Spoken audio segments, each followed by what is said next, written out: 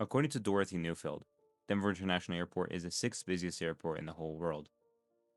According to Calium Consulting Limited, Denver International Airport opened with a baggage system of hell that had horrible decision making and horrible planning behind it.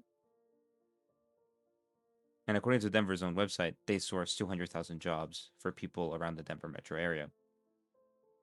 All three of those things are connected by the fact that they are all sourced from the Denver International Airport website. And though they may be placed into other areas, other sides of the internet, when you go and look at their sources cited, it all leads back directly to the airport. When doing a research project, I was going to say paper, but it really is a big project on the airport, almost everything leads me back to flydenver.com or denverinternationalairport.com. And it's really easy to start to think that maybe they could be making these numbers up, right? Why is there no outward source of these numbers? Why can no one back up that there's 200,000 jobs? Why can no one back up that there's more than 80 million passengers a year, right? So instead of try to take a look, we take a look at this report by Callum Consulting that was made about a system in the 90s. And as we scroll down to the sources cited, we can see the second cited source is flydenver.com. Almost every single other source that I have access to that is not in professionally printed textbooks, it all leads back to flydenver.com or some sort of Denver press release. When taking a look at news that have covered stories at Denver, almost all of them have come from Denver International Airport press releases. Why is that? Right? Could they be hiding the lizard people from us? Could they be hiding something bigger from us? Is this credible? And I want to say it is, because it's really easy to make up things and to start thinking that the world is against you when it only started from one place. I want to take Stapleton as an example. Stapleton International Airport was the precursor to Denver, and it was before the age of the internet, so there is not as much info on it.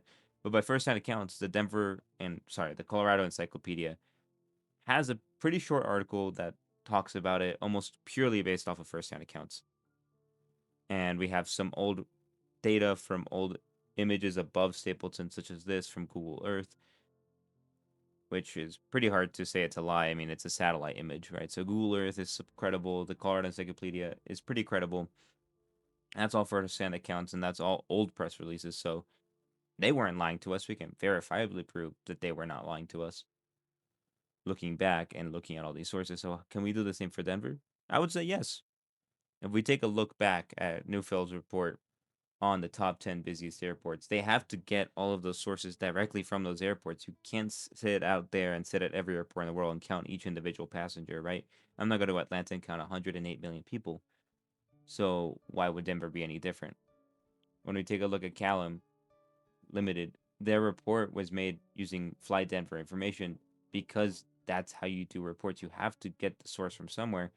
So if we start to take a look at Denver's website as less of a entity and the airport itself as less of an entity, but more as a information source, we start to realize that these reports are pretty credible. Taking a look at United's routes in and out of Denver, there's over 80. That's got to be the hundreds of thousands of people being transported by United alone, even millions. And so if we want to say take a look at our numbers by ourselves, we can look at external data such as United's map and say, hey, look, there's many, many people on United alone. Imagine the 20 plus airlines that service the airport throughout the year, right? Touching back on Google Earth, we can take a look at the size and scale of the airport and say, well, yeah, I mean, it's pretty hard to lie about that when you can go see it, drive there yourself, right? As I have done, I will include some images of that. Looking at aviation pros and talking about the economic impact for Colorado, of course they're going to cite that from the airport because that's where the money is being taken away from, right? Or given to. This impact has to go somewhere, right? Again, all sourced from the Denver International website, from their jobs page, from their passenger count page, and from their yearly update pages and press releases. So when researching something as big as the airport or something as public as it's pretty easy to get caught in this wind of, hey, they could all be lying to me and it could all be made up. But you have to take a step back, look at all your sources cited, look at where all of these numbers come from, and really think to yourself, where else could you even find this information, and why would they lie? Right? If they were gonna lie, you would go for number one. You'd say 109 million for the passenger count. You would say 2 billion. I don't know. Why would they lie to be number six? Why would they lie to say only 200,000 jobs? I mean, 200,000 jobs is an extreme amount, but you talk to a lot of people around Denver, and I would say 1 in 20 says that they have worked or do work at the airport. So if you want to independently source all of these, go right ahead. But so far, it looks like almost every source that I have cited not only comes from the airport, but is pretty credible thanks to the fact that it does. So it's a plus, not a minus. And it's a goodbye, not an intro.